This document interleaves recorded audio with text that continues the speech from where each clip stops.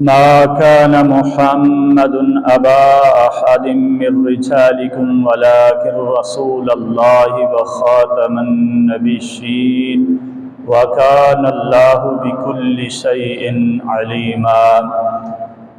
قد قال الله تعالى في شان حبيبه مخبرا وآمرا إن الله وملائكته يصلون على النبي يا أيها الذين آمنوا صلوا عليه وسلموا تسليما. الصلاة والسلام عليك يا سيدي يا رسول الله وعلى آلك وأصحابك يا سيدي يا حبيب الله. الصلاة والسلام عليك يا سيدي يا نبي الله وعلى آلك وأصحابك يا سيدي يا نور الله. آج کی ہماری گفتگو کا عنوان تحفظ ختم نبوت صلی اللہ تعالی وسلم میں علماء اہل سنت کا کیا کردار تھا. 7 ستمبر 1974 کا دن ایک تاریخ کا روشن دن ہے. قائد اہل سنت مولانا الشاہ امام احمد نورانی صدیقی رحمہ اللہ تعالی نے قادیانیوں کو پارلیمنٹ میں کافر قرار دلوانے کے لیے قرارداد پیش کی تھی، جو بالآخر 7 ستمبر 1974 کو متفقہ طور پر منظور کر لی گئی، اور یہ قرارداد 30 جون 1974 کو پیش کی گئی تھی. دن رات محنت کی گئی، ملک کے طول و عرض میں دورے کیے گئے، مسلمانوں کو باور کرایا گیا کہ نبی مکرم شفیع معصوم صلی اللہ علیہ وسلم کی ختم نبوت پر پہرا دینا کتنا ضروری ہے. تحفظ ختم نبوت کی اولین جو جنگ تھی وہ جنگ یمامہ ہے، جو کہ اس عقیدہ ختم نبوت کی حفاظت کے لیے سب سے پہلی جنگ اس امت میں لڑی گئی، اور اس وقت لڑی گئی جب سیدنا ابو بکر صدیق رضی اللہ تعالیٰ عنہ کا دور خلافت تھا.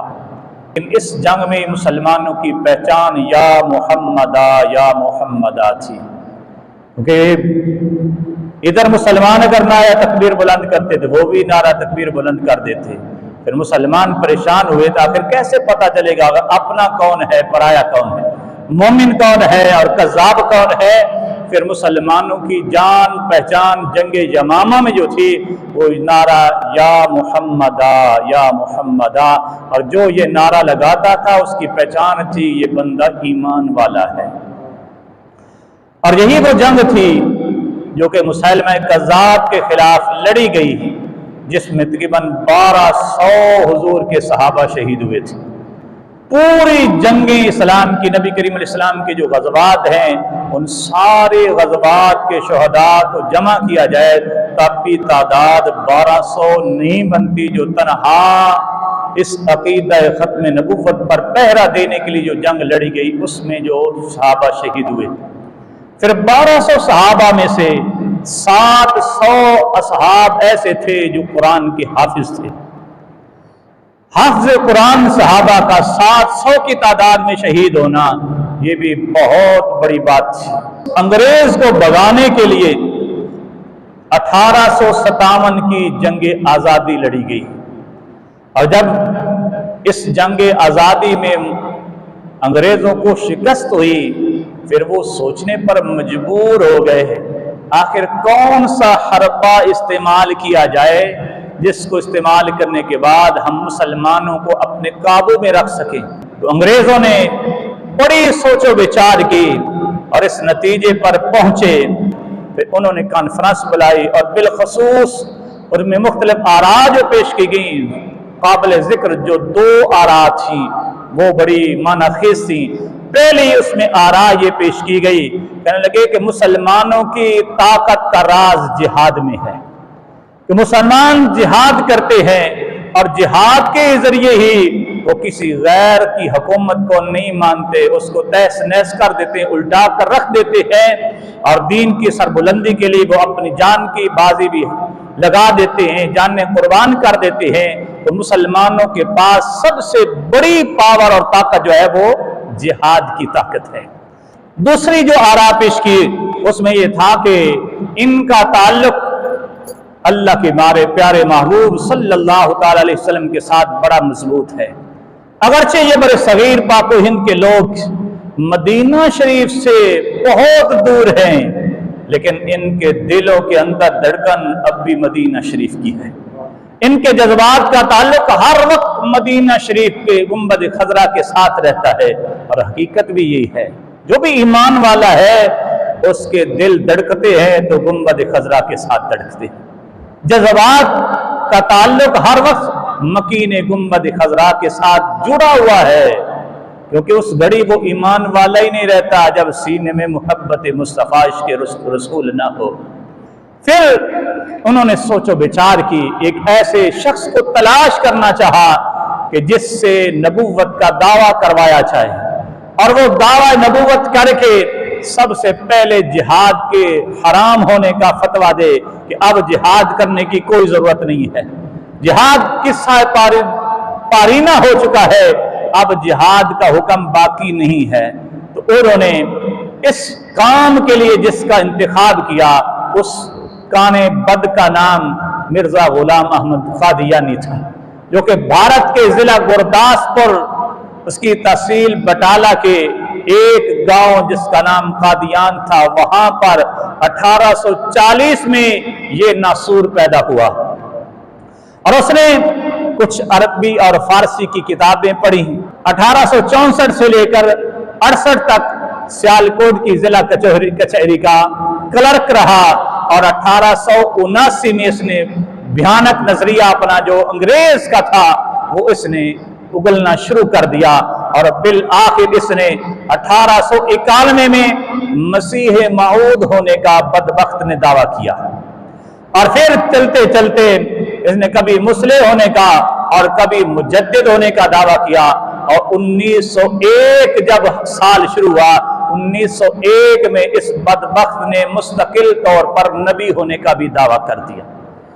अंग्रेज को जिसकी तलाश थी उनका ये खुद काश्ता पौधा था, क्योंकि इसके जरिए उसने मुसलमानों को कंट्रोल करना था, मुसलमानों के अंदर जो जज्बा जिहाद है उसको खत्म करना था, और मुसलमानों के दिलों में जो इश्क मुस्तफा है उसको निकालना था। इस मकसद के लिए उन्होंने इंतखाब किया इस कादियानी का। और फिर बिल आखिर ये बदबख्त 1908 में लाहौर के अंदर अहमदिया बिल्डिंग की लैट्रीन के अंदर इसकी गंदी रूह गंदे जिस्म से निकाल दी गई। इस तरह ये कादियानी इसने जो मुगल्लज़ात बकी और तकरीबन मुख्तलिफ नजरियात को उसने परवान चढ़ाया, इसमें ही उसने ये भी कहा कि माज़अल्लाह सुम्मा माज़अल्लाह अब जिहाद करना हराम है, अब जिहाद फर्ज नहीं रहा, और अपने आप को नबी होने का दावा कर दिया।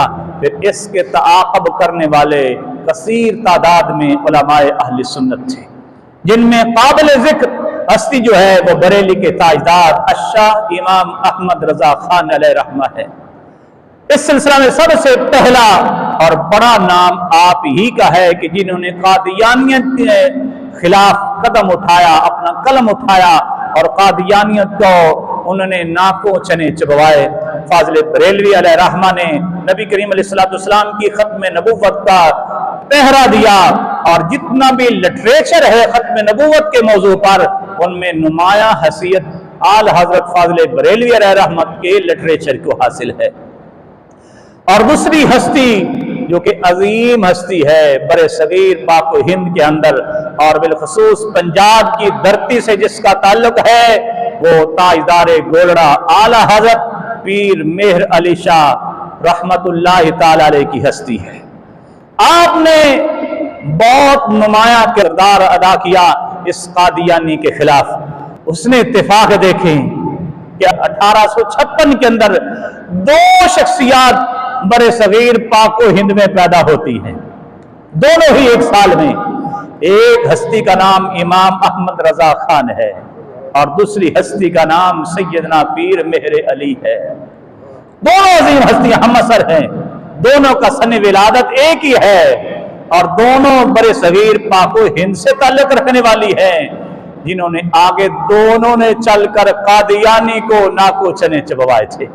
दोनों ने तहरीरात और तकरीरात के जरिए कादियानियत को नंगा किया था।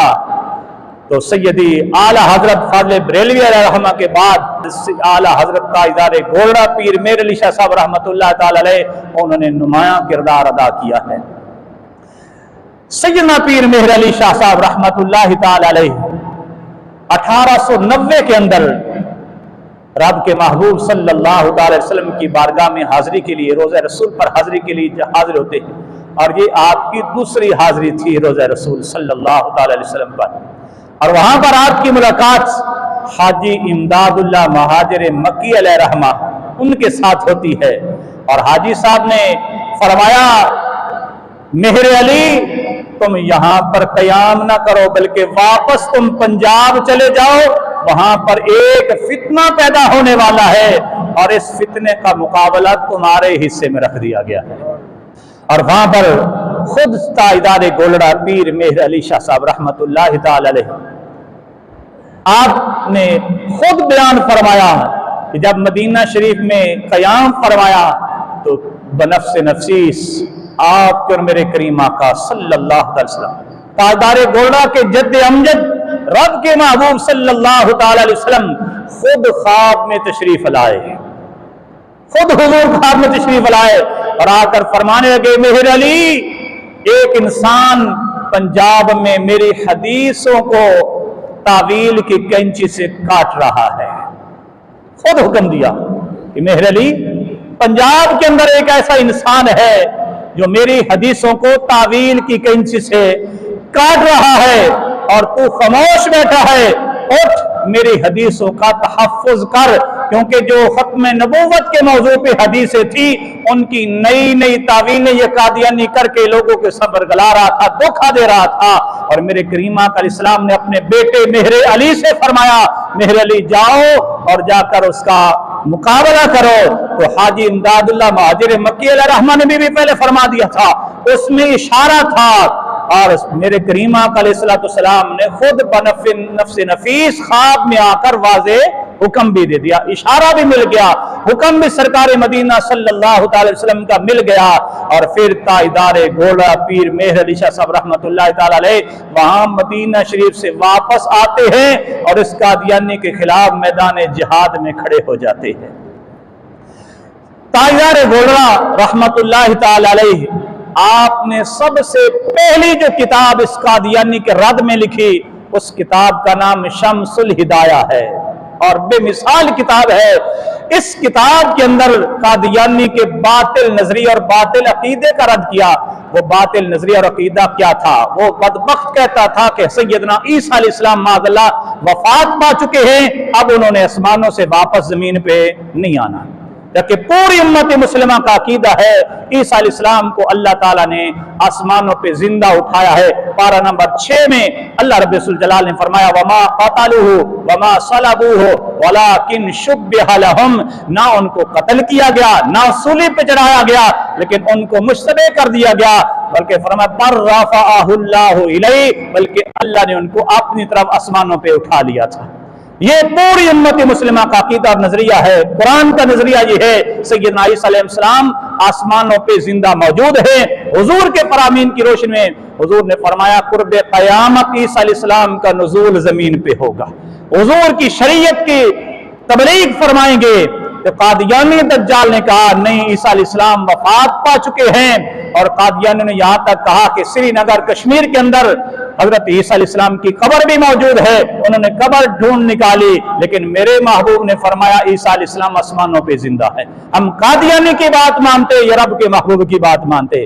تو تاجدار گولڑا رحمت اللہ تعالی علیہ میدان میں نکلے اور سب سے پہلی جو کتاب اس قادیانی کے رد میں لکھی اس میں سیدنا عیسیٰ علیہ السلام کی پاک زندگی اور ان کے آسمانوں پہ زندہ اٹھائے جانے کا ذکر فرمایا، اور اس کتاب کا نام شمس الہدایہ رکھا ہے۔ اور پھر اس کے بعد سیدنا پیر مہر علی شاہ صاحب رحمت اللہ تعالی علیہ نے 1899 کے اندر قادیانی کو چیلنج کیا کہ میرے جو شمس الہدایہ کے اندر جو میں نے دلائل دیے ہیں اس کا جواب دو، لیکن قادیانی کو جرت نہ ہوئی، رب کے محبوب کا بیٹا تھا، سید سے تاجدار گولڑا علیہ رحمہ بہت عظیم شخصیت تھے، عالم ربانی تھے، खुद किताब में उनकी पढ़ के देखें कि कितनी पाए की हस्ती जनाब पीर मेहर अली शाह साहब रहमतुल्लाह ताला अलैह की। हर दौर में पीरों के कुछ मुरीद खास भी होते हैं, जो सीधे राह पे पीर चलने लगे वो मुरीद नहीं चलने देते। तो ताजदार गोला रहमा उनसे भी कुछ मुरीद कहने लगे, हजरत जी ये मौलवियों का काम है, आपको इससे क्या ताल्लुक है, आप जाने दे, आप पीरी फकीरी करे, बैठे अपनी गद्दी पे। लेकिन ताजदार गोला रहमा का अजीम जवाब सुने और कयामत तक आने वाले पीरों के लिए पैगाम है। हुजूर ताजदार गोलरा पीर मेहर अली शाह साहब रहमतुल्लाह ताला अलैह आप फरमाने लगे, सरकार की खत्म नबूवत पे हमला हो जाए और मेहर अली अपने घर में बैठा रहे। फरमाया मुझसे ऐसी बेगैरत फकीरी नहीं हो सकती, मुझसे ऐसी बेगैरत फकीरी नहीं हो सकती कि सरकार की खत्म नबूवत पे, सरकार की नामूस पे हमला हो जाए और मेहर अली अपनी पीरी मुरीदी करता रहे। ऐसा मेहर अली से नहीं हो सकता। मैदान जिहाद में निकले, पहरा दिया खत्म नबूवत पे और कयामत तक आने वाले हर पीर को पैगाम दिया। असल पीरी ये है कि रब के महबूब के दर की गदागरी हो, हुजूर की नामूस में पहरा दिया जाए। असल में पीर तो ये है, और हाथ पे हाथ रख के घरों में बैठ दिया जाए, ये असल पीरी नहीं है। पीरी की है तो पीर मेहर अली शाह ने की है। तो मुनाज़रे को उसके बाद फिर पीर मेहर अली शाह साहब रहमतुल्लाह ताला अलैह ने उन्होंने चैलेंज किया। कादियानी ने 25 अगस्त सन 1900 का दिन मुकर्रर किया गया और बादशाही मस्जिद लाहौर की जगह थी। कादियानी ने कहा तुम भी आओ, हम भी आते हैं। लेकिन ताजदार गोलरा रहमतुल्लाह ताला अलैह वहां पर हजारों उलमा और मशाइख के साथ लाहौर में पहुंच गए, लेकिन कादियानी को जुर्रत ना हुई। वो मुकाबले में ना आया, ना आने की उसके अंदर जुर्रत थी। फिर कई दिन ताजदार गोलरा रहमान ने कयाम फरमाया और फिर उसने ये कहा, फिर चैलेंज दिया, कहने लगा एक अंधा हो और एक लंगड़ा हो, उनके बारे में मैं दुआ करता हूं। एक अंधा और लंगड़े के बारे में तुम दुआ करो, जिसकी दुआ से अंधा और लंगड़ा दुरुस्त हो जाएंगे, सेहतयाब हो जाएंगे, वो हक पे होगा, और जिसकी दुआ का असर ना दिखाई दिया वो बातिल होगा। आपने सैयदना पीर मेहर अली शाह साहब रहमतुल्लाह ताला अलैह आप फरमाने लगे तो लंगड़े और अंधे की बात करता है, मेहर अली आज मुर्दे जिंदा करने के लिए भी तैयार है। मेहर अली आज मुर्दों को जिंदा करने के लिए भी तैयार है। किसी ने कहा हजरत जी इतना बड़ा दावा कर दिया, आपने फरमाया जिनकी खत्म नबूवत पे पहरा देने के लिए मेहर अली मैदान में है, उनका हाथ मेरी पुश्त पे है। आज अगर वो इस चैलेंज को कबूल करता है तो मुझे अपने रब के महबूब की बारगाह में कभी तो इनकार है कि रब के महबूब मेरी जो है ना पुश्त नहीं लगने देंगे, मुझे कामयाबी से हमकनार करेंगे। आपने फरमाया कि नबी करीम अलैहिस्सलाम जिंदा नबी है। अगर आज मुर्दों को जिंदा करने का चैलेंज ये कबूल करता है तो रब के महबूब अलैहिस्सलाम की जो ये शान है, जो जिंदा नबी है, तो मैं उनकी शान का मजहर बन जाऊंगा। तो दाइदारे बरेली झूम उठे। आप फरमाते हैं तो जिंदा है वल्लाह, तो जिंदा है वल्लाह, मेरे चश्मे आलम से छुप जाने वाले, और जिसका अकीदा हो कि मेरा नबी जिंदा है वही ये चैलेंज कर सकता है, और जिसका अकीदा ही हुजूर के जिंदा होने के बारे में ना हो फिर वो चैलेंज ऐसे नहीं कर सकता। तो पीर मेहर अली शाह साहब रहमतुल्लाह अलैह ने फरमाया आज तो मेहर अली मुर्दों को जिंदा करने के लिए भी तैयार है। तो क़याम पाकिस्तान के बाद खत्म नबूवत की पहली जो तहरीक चली थी वो 1953 में चली थी, क्योंकि पाकिस्तान बनने के बाद कादियानी एस्टेब्लिशमेंट में दाखिल हो गए थे और उन्होंने नापाक साजिशें शुरू कर दी थी। यहां तक कि जो पाकिस्तान का सबसे पहला वजीर खारजा था वो भी बदबख्त कादियानी था, जिसको सर ज़फ़रुल्लाह कहते थे, वो भी बदबख्त कादियानी था। इस तरह इन्होंने अपने पंजे गाड़ने शुरू कर दिए थे। लेकिन मुसलमानों ने फिर जिद्दोजहद की कोशिश की और 1953 के अंदर तहरीक खत्म नबूवत चली और इस पर हजारों लोग जो थे उन्होंने अपनी जानों के नजराने पेश किए। सीधी गोलियां चलेगी, जो बुजुर्ग बंदे उनको इल्म होगा। और उसके बाद मुसलमानों को कई उलमाए कराम थे जिनको सजाएं सुनाई गई। उनमें से एक अजीम हस्ती जिसका ताल्लुक मियां वाली से था, حضرت علامہ مولانا عبدالستار خان نیازی رحمتہ تعالی علیہ، یہ عظیم ہستی تھی کہ ان کو بھی سزائے موت سنا دی گئی اور انہوں نے پھانسی کا پھندا چوم کے کہا تھا یہ ایک جان ہے، جاتی ہے تو جائے لیکن حضور کی ختم نبوت سے غداری نہیں کریں گے۔ بریلی کی تاجدار فرماتے ہیں کرو تیرے نام پہ جاں فدا، نہ بس ایک جاں دو جہاں فدا، دو جہاں سے بھی نہیں جی برا، کرو کیا کروڑوں جہاں نہیں۔ مولانا عبدالستار خان نیازی علیہ رحمہ، ان کو جیل کی سزا سنائی گئی، موت کی کوٹھری میں بند کیا گیا، اور جب کوٹھری میں بند کیا گیا 7 دن اور 8 راتیں اس کوٹھری میں گزاری، اور جب پھر رہائی مل گئی، اور رہائی کے بعد اب آتے ہیں جس کو بھی رہائی ملے تو صحافی بڑے دوڑ کے آتے ہیں، ان کا انٹرویو کرتے ہیں۔ ان کے پاس بھی ایک صحافی آیا اور کہنے لگا مولانا آپ کی عمر کتنی ہے؟ آپ نے فرمایا 7 دن اور 8 راتیں میری عمر ہے۔ وہ حیران رہ گیا، کہا مولانا اتنی بڑی عمر ہے اور تم کہتے ہو 7 دن 8 راتیں؟ آپ نے فرمایا جو 7 دن اور 8 راتیں حضور کی ختم نبوت پہ پہرا دینے کی پاداش میں مجھے جیل میں سزائے موت سنائی، اور اس موت کے انتظار میں جیل کی کوٹھری میں میں نے جو وقت گزارا ہے، حقیقی زندگی عبدالستار خان نیازی کی یہی ہے، جو حضور کی ختم نبوت حضور کی ناموس پہ پہرا دیتے ہوئے گزری ہے جیل میں۔ حقیقی زندگی یہ ہے، پہلے جو زندگی گزر گئی وہ گزر گئی، حقیقی زندگی یہ ہے۔ اور پھر اس کے بعد 1974 کا دور آتا ہے، اور اس کے اندر 19 مئی کو سانحہ ربوہ، اس وقت جو ربوہ نام تھا اب تو چناب نگر نام ہے، سانحہ ربوہ رونما ہوتا ہے۔ یہ بھی ہماری نوجوان نسل کو پتہ ہونا چاہیے سانحہ ربوہ کیا ہے۔ ملتان کے اندر ایک نشتر میڈیکل کالج ہے، اس کے طلباء تھے جو کہ مری ٹور پہ جا رہے تھے اور براستہ ٹرین جا رہے تھے۔ جب ٹرین ربوہ اسٹیشن پہ کھڑی ہوتی ہے، قادیانیوں کے گنڈوں نے ان پر حملہ کر دیا، زد و کوب کیا، مارا پیٹا، اور اس کے بعد جب یہ خبر پہنچی پھر پورے ملک میں ہلچل مچ گئی، اور دوبارہ جو 1973 میں ایک تحریک ختم نبوت چلی تھی، اور اس کے بعد 1974 میں دوبارہ تحریک ختم نبوت چلتی ہے۔ اور اس کے بعد سنیوں یہ تمہارے امام تھے جن کا نام امام شاہ احمد نورانی صدیقی علیہ رحمت، انہوں نے دن رات ایک کر کے محنت کر کے پورے ملک کے دورے کیے، اور دورے کر کر کے مسلمانوں کو باور کروایا کہ حضور کی ختم نبوت کے لیے کھڑے ہو جاؤ۔ پھر انہوں نے 30 جون 1974 کو پاکستان کی قومی اسمبلی میں ایک قرارداد پیش کی، جس میں ابتدائی طور پر 22 ارکان کے دستخط موجود تھے، کہ اس سے پہلے بھی علماء قومی اسمبلی کے ممبر بن چکے تھے۔ امام شاہ احمد نورانی صدیقی علیہ رحمہ پہلی مرتبہ قومی اسمبلی کے ممبر بنتے ہیں، اور پہلی مرتبہ ممبر بنتے ہی قادیانیوں کے خلاف قرارداد لے آتے ہیں۔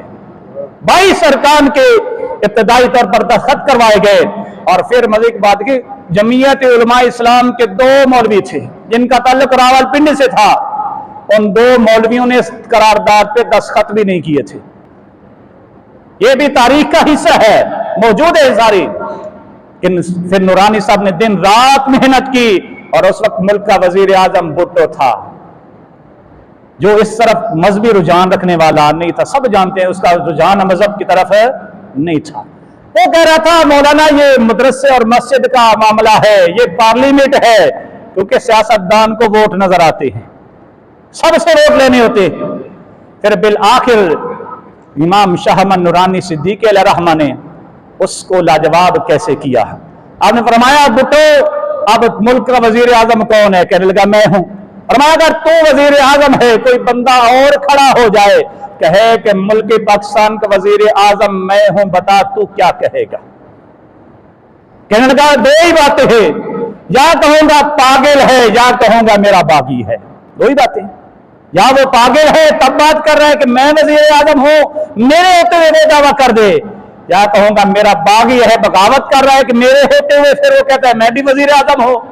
آپ نے فرمایا بات تو پھر آسان سی ہے، تیری وزارت عظمیٰ کی کرسی چھوٹی ہے، میرے محبوب کی مقام محمود والی ختم نبوت والی کرسی بہت بڑی ہے۔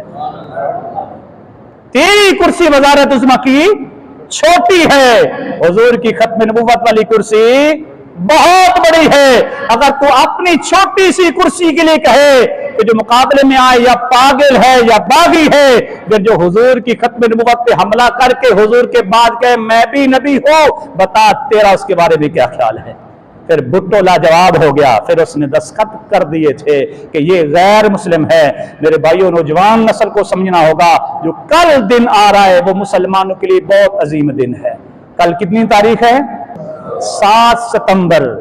یہ مسلمانوں کے لیے عظیم فتح کا دن ہے۔ یہ 7 ستمبر کا دن آ رہا ہے جو کل، یہ وہ دن ہے جس دن قادیانیوں کو ذلت آمیز شکست ہوئی تھی اور اہل ایمان کو اللہ نے عظیم فتح دی تھی، اور پوری دنیا میں، پوری روئے زمین پہ یہ پاکستان کی قومی اسمبلی واحد قومی اسمبلی تھی جس سے سب سے پہلے قادیانیوں کو غیر مسلم قرار دلانے کی قرار پاس ہوئی تھی۔ کل کا دن ہمیں اپنی نوجوان نسل کو بتانا ہوگا کہ ہمارے لیے عظیم فتح کا دن ہے، اس دن کو یاد رکھنا ہے۔